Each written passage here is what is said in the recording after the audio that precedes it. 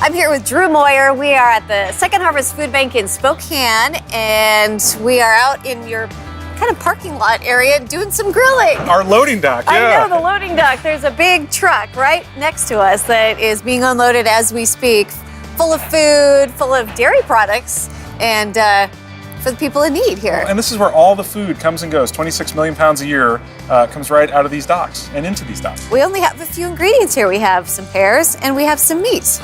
Lovely items, Washington grown. Exactly. And we just wanted to see what we could grill up today. So we've got kind of our savory protein, and we're going to turn these pears into our dessert. Yum, that sounds awesome. We brought these out and we let them come up to room temperature, about 45 minutes. And I made sure to blot them dry so when we get them on the grill that there's no moisture. That moisture is going to create steam, which is going to prevent some of that browning. We really want that nice brown char for that great flavor. While Drew seasons the steaks with salt and pepper, I start slicing our pears in half. We are going to grill those pears up. Really, you can use any kind of pear. These we selected because of their ripeness, but almost any pear will do. And so you want me to just use the melon baller and take out the core? Is that what you want me to do? Absolutely. Just take that melon baller and get the seeds out of there. And you want to give it, a pretty good sized bowl because that's where all that goodness, the ice cream, well, the now honey, that you the say pecans. that, I'll make it even bigger. Yeah. Okay. So give me a couple of your grilling tips. So you mentioned room temperature, pat it dry. Good salt and pepper on all sides. Good salt and pepper on all sides. Getting your grill nice and hot. Okay. And making sure that your grill is well cared for. Sometimes after a long summer of grilling, you get those bits of meat and vegetables kind of stuck to that grill. You just want to keep that nice and clean so that we don't have anything sticking to it. And that's especially true when we have the pears because they're so delicate.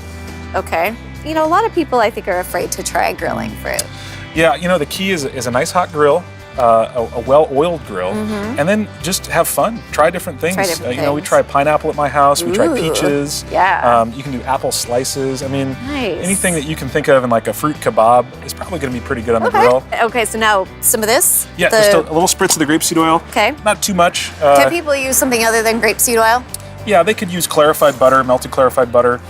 You could use a good olive oil. And we have a little pastry brush there if you want to brush some of that on a little more. Okay. Just so it's nice and even. Sure. Just on the bottoms here, right? Yeah, if it gets on the skins, it's fine. But this is the only part that's going to come in contact with that grill surface. Ready to get the steaks on? Yes. Now we want to hear a sizzle, right? We want to hear a sizzle. It's about 400 degrees. That sounds pretty good. Yep. We follow that up with our pears. Once they've been grilling for a couple minutes, we turn our meat and our pears to get those nice 90-degree char marks. I think the steaks are done. Awesome. Okay. Got plates.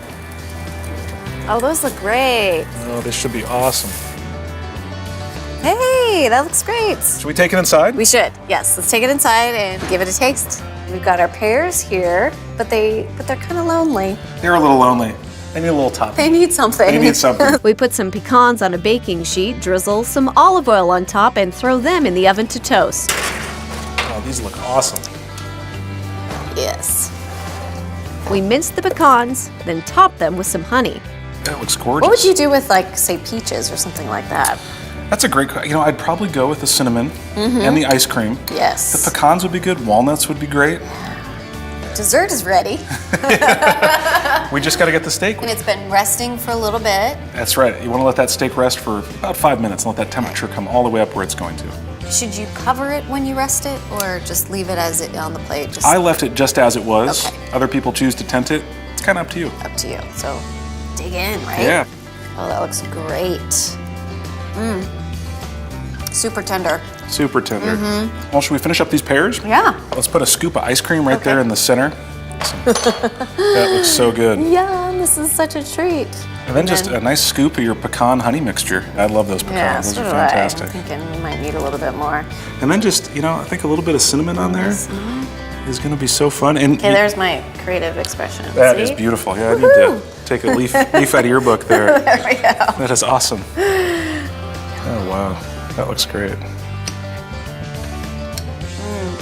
The pear is just nice and soft and sweet. Just the combination. And your pecan mixture is crunchy, and what a great way to use your fruit and your barbecue all at the same time. Absolutely. So good. Thank you for sharing this recipe with us. Oh, thanks for trying it. Delicious. Easy, too. To get the recipe for Drew's grilled pear dessert, head to wildgrown.com.